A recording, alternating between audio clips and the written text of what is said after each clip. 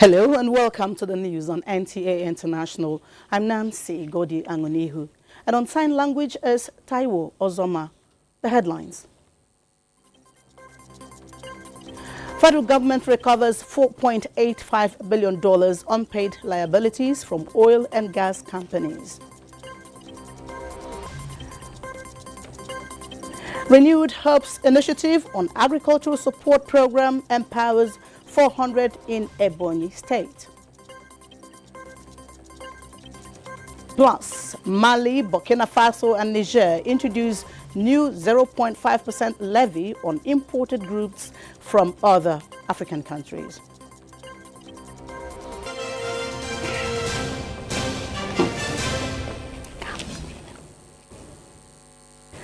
And now the news in full.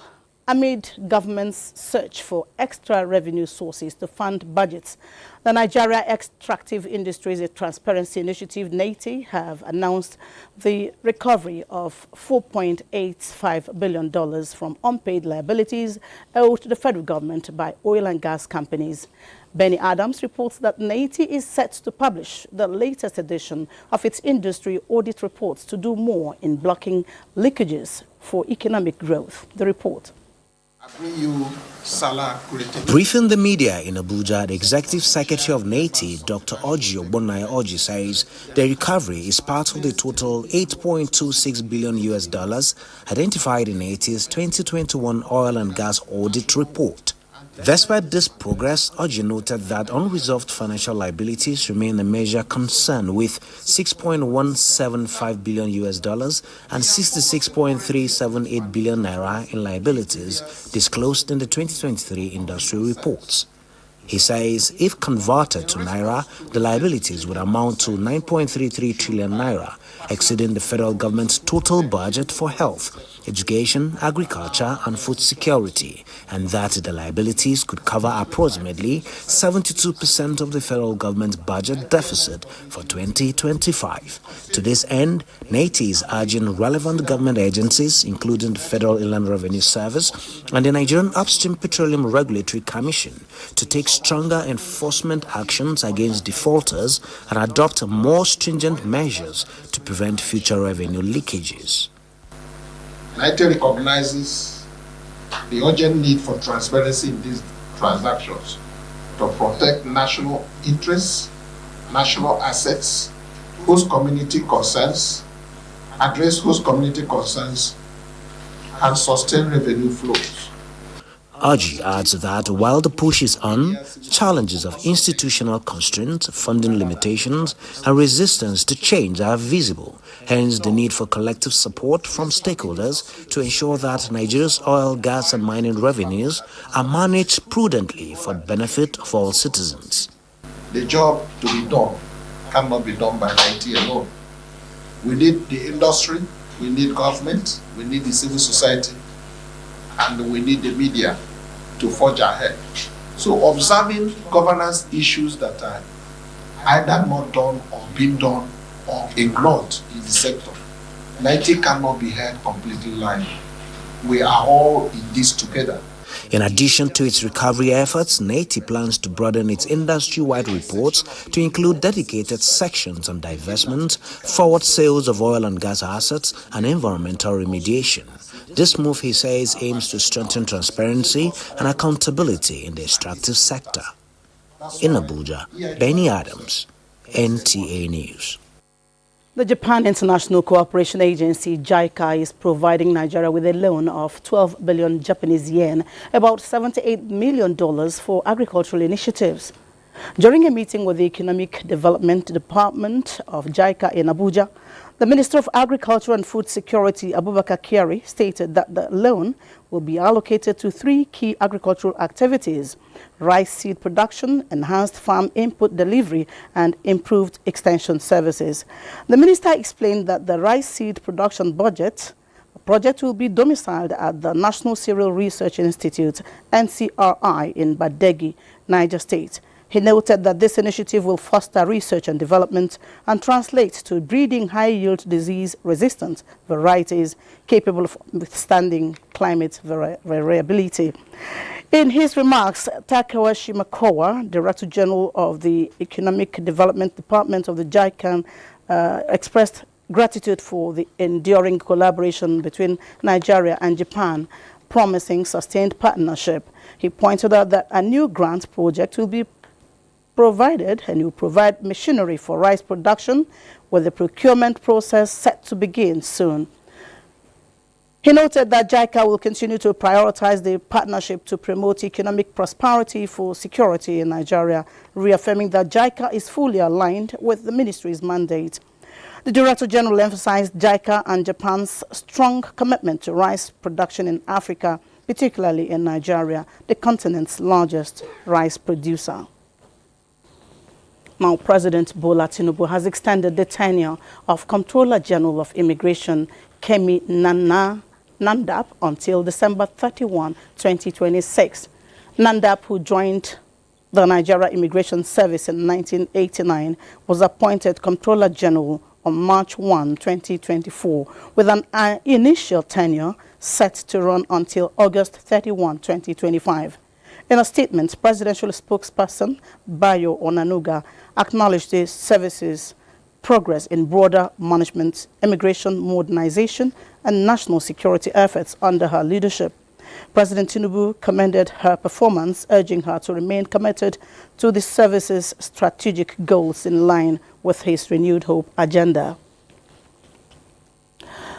Mali, Burkina Faso, and Niger have introduced a new 0.5% levy on imported goods from other ECOWAS nations and African countries. The three countries made this announcement in a statement on Monday as they work to finance a new union after departing from the larger regional economic bloc. The agreed levy will take effect immediately and will impact all goods imported from outside the three countries, with the exception of humanitarian aid. This decision effectively ends free trade across West Africa, where the countries have operated under the Economic Community of West African States, ECOWAS, for decades. The military juntas in the three countries announced their plans to withdraw from ECOWAS last year, citing the bloc's failure to assist them in combating Islamic insurgents and addressing insecurity. In response, ECOWAS imposed economic, political, and financial sanctions on the nations.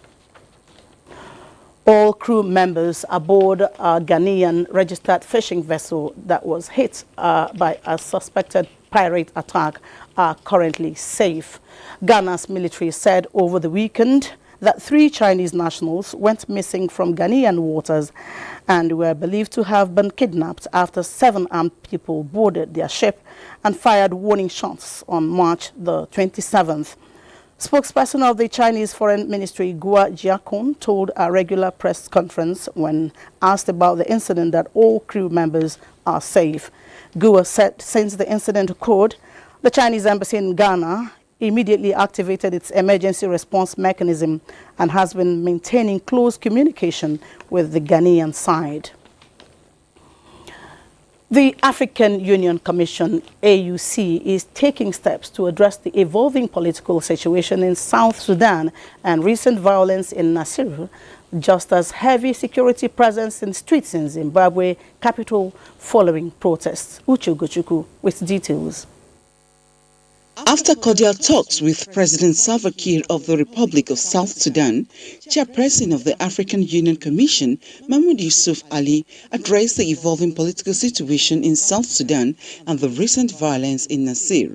The chairperson reaffirmed the AU's unwavering commitment to dialogue, reconciliation and lasting peace, while expressing solidarity with the government and people of South Sudan to enhance mediation efforts and support the full implementation of the revitalized agreement on the resolution of the conflict in South Sudan, RARCSS. A high-level delegation of the AU panel of the WISE is being dispatched to Juba to engage with all the stakeholders to de-escalate tensions and promote dialogue.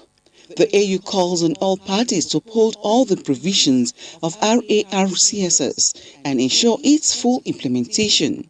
The AU says it remains actively engaged with regional and international partners to support South Sudan's transition to durable peace and democracy. In Zimbabwe, security is tight and businesses, shops and offices are closed in the capital as people stayed away after authorities warned against demonstrations which were set to call for President Emmerson Mnangagwa's resignation. Security forces patrolled the city center after advising residents to disregard calls from a faction within Mnangagwa's ZANU-PF party to protest against him, as he has been in power since a coup 8 years ago. Protests were called by a veteran member of ZANU-PF, which has been in power since the country's independence in 1980, following efforts by a faction within the party to extend Mnangagwa's rule beyond the end of his term in 2028. Uche Ugochukwu, NTA News.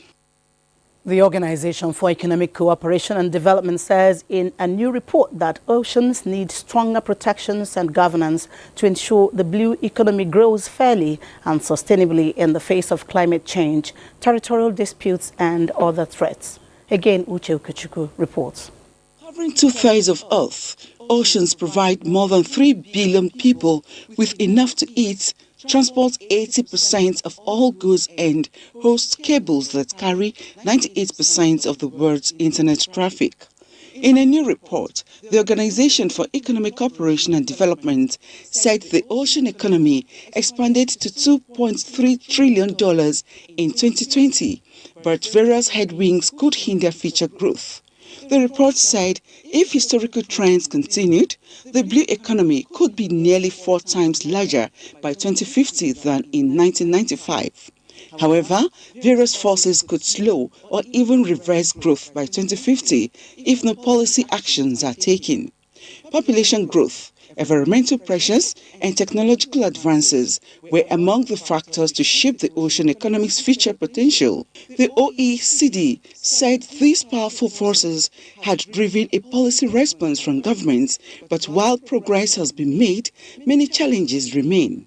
The report comes as the world's oceans suffer a crisis of pollution, overfishing and record-breaking levels of warmth that has harmed marine life and raised global temperatures. If you look at where that heat is going, 93% of it goes into the world ocean. And if you look at the comparison between the heat in the atmosphere and in the land and the heat melting the ice, and compare it to what is in the ocean down to 2,000 meters and below, it is quite astonishing.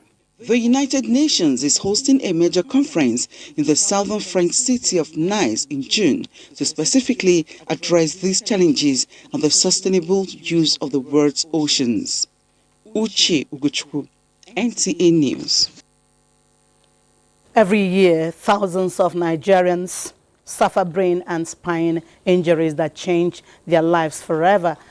According to the World Health Organization, over 1.2 million people die or are injured in road accidents alone in Nigeria annually, excluding countless others who suffer from falls, violence or other traumatic events. The impact of these injuries goes far beyond the physical pain. For many, the struggle begins when they realize the exorbitant costs of recovery. Picture a scenario where, in a single moment, your life completely changes. A loved one in hospital and no money to pay for treatments. In Nigeria, brain and spine injuries often push families to the edge, leaving them financially broken and emotionally drained, as the cost of care can run into millions of naira. Many are forced to make heart-wrenching decisions of going into debt or abandoning care. Effiong is one of many suffering from spinal cord injury asking for support, a better healthcare system, or community involvement and resources to help them heal. While some families are able to rely on personal savings, many are left with no option but to seek financial help. This is what the Brain and Spine Foundation is out to do for them. I went to hospital which they did MRI of the brain, of the spine, the two sections, cervical region and the lumbar region, which they discovered and I had a tumor and my spine, the cervical region. The doctor said I had to do a surgery. He told me the money around 20 million, but we did not have the money. In our group now, we have about 16 patients who are waiting for an emergency surgery, because we have to make sure that the surgeon is a good surgeon, that the hospital has all it takes to be able to do the surgery. Research shows 40% of brain injury patients are unable to return to work after their injury, and up to 80% of spinal cord injury patients experience financial hardship. As they continue to hope for the best, the question is, how can everyone step in to support those who need it most? Uche Ugochukwu, NTA News. Watching the news on NTA International. More reports when we come back after this break. Thanks for staying with us. President of the Senate, Godswill Akpabio, has condemned the murder of 16 travelers in Edo State, describing it as a senseless act of violence unacceptable with no place in Nigeria. Senator Akpabio, in a statement, expressed deep sadness, saying he was disturbed by the senseless act of violence. He urged relevant authorities to conduct a thorough investigation and ensure that the perpetrators of the act are brought to book and held accountable for their actions. He extended condolences to the families of the victims and called on citizens to work together to promote peace, unity and understanding. Minister of State for Works, Bello Muhammad Goronyo, felicitates with Muslim faithful on the occasion of the Eid al-Fitr, urging them to pray for the unity of the nation. In a statement, Goronyo said, as Muslims, they should continue to pray and work for the unity of the nation on this joyous occasion that ushers peace, happiness and spiritual renewal. He called on Muslims to remember and uphold the virtues and values of compassion, kindness and generosity that define the spirit of the just concluded Ramadan. He further assured Nigerians that President Tinubu's administration remains committed to delivering on its mandate of renewed hope for infrastructure development across the country. And Muslims have been enjoined to live impactful and virtuous lives, as well as put their trust in Allah to have a better society. Sheikh Ishaq Shegi gave the charge at the 18th Annual Memorial Public Lecture organized in memory of a late Zonal General Manager of the NTA, Sokoto Yahaya Olushola Sani. Shola Wahid reports. Recitations from the glorious Quran and special eulogy featured the 18th edition of Yahya Sani Memorial Lecture. In his lecture titled Total Submission to the Will of Almighty Allah, Sheikh Ishaq Shege admonished the people to always seek the face of Allah and ask for His divine intervention in times of trials and tribulations. He urged the people to take a cue from the selfless life of late Yahya Sani and contribute their own quotas towards the development of humanity. In his remarks, younger brother to late Yahya Sani, Abdul Karim Kunle Sani, thanked Allah for the life of fulfillment his brother lived. He laid the foundation of the mosque and passed away the following day. And God has been sustaining us since that time up to now. For me, it was even more like a father to me than my father, because he was that person who spoils us the more. Former governor of Osun and Bauchi State, Colonel Theophilus Bamigweye, and other dignitaries described late Yahya Sani as a God-fearing Nigerian who contributed immensely to the development of the nation and humanity. Somebody who has done very well in this life, when he dies, his legacy will remain alive. Yahya Sani was a complete gentleman, very humble and very straightforward. The occasion featured special prayer session for late Yahya Sani, family, friends, and the society at large. In Ilorin, Shola Wahid, NTA News. The Renewed Hope Agricultural Support Initiative of the wife of the President, Oluremi Tinubu, which kicked off last year with capacity building lectures on best farming practices and empowerment, is gravitating towards the intended objective of raising citizens who can cultivate beyond domestic to commercial and export purposes. Caleb Obonna reports that the second edition of the program in Ebonyi State witnessed the empowerment of 100 women and 300 young farmers. The second edition of the Renewed Hope Agric Support Initiative of the wife of the President, Senator Oluremi Tinubu, championed by the wife of Ebonyi State Governor Uzamaka Nwifuru in the state, through her Bewo Foundation with the aim of engendering food security, economic growth and tackling unemployment, is on course, following the empowerment of 100 women, 300 young farmers and 30 youths on sustainable farm practices, financial literacy, and marketing strategies. We'll give them money and seedlings and inputs, you can see packed here, to start their own farms.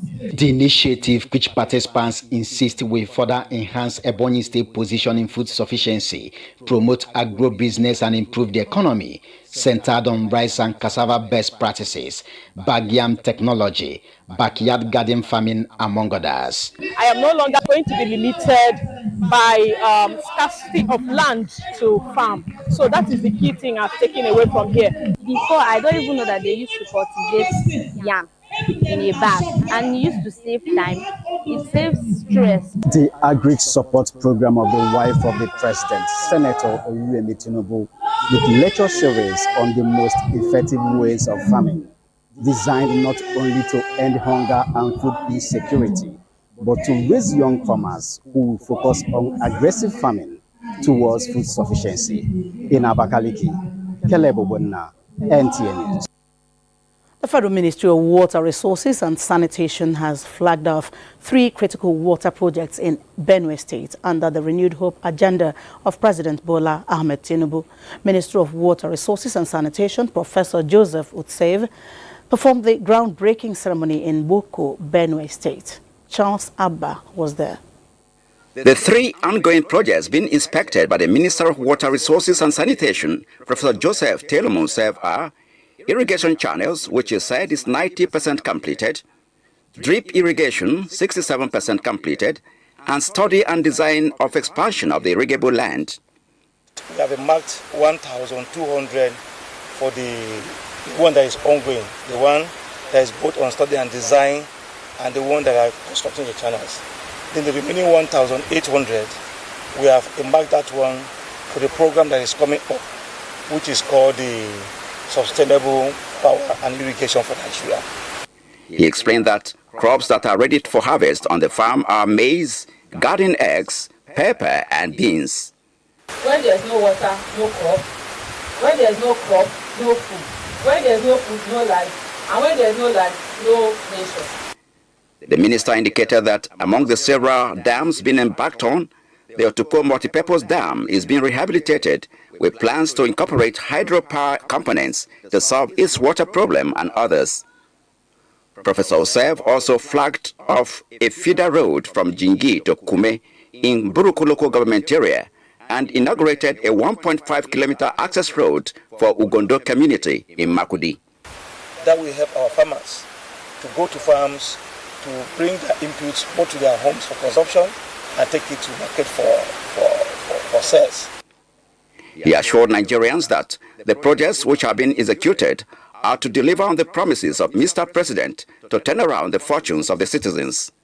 In Makudi, Charles Abba, NTA News.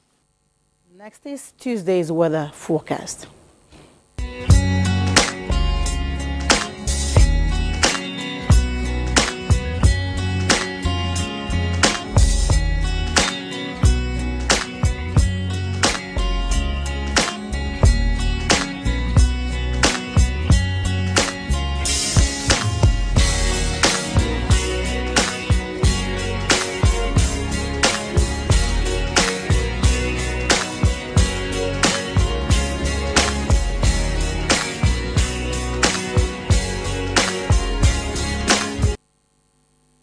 And that's the end of the news. On behalf of Taiwo Ozoma, who's been on sign language, this is Nancy Godianguni. Thank you for watching.